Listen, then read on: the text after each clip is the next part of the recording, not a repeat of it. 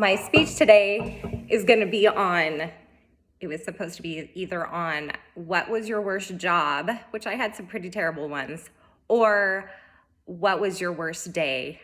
Well, they say as a mother, you're only as happy as your saddest child. So when we lived in Utah about 15 years ago, I had a little farm there. We had horses, cows, rabbits, chickens, you name it, my husband tried bringing it home, pigs, everything. Well, I went out one morning to water the trees and do some gardening, and there was this little, about 5-inch snake.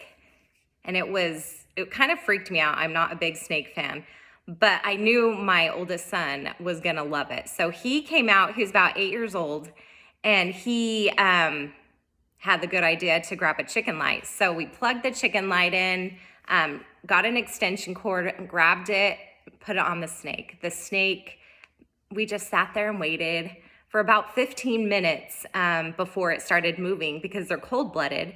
So finally it woke up and started slithering around, and my son was so proud of himself. And I was pretty proud of him too, to think of getting the little light on him and making a go of the poor little snake because winter was coming and he was pretty small.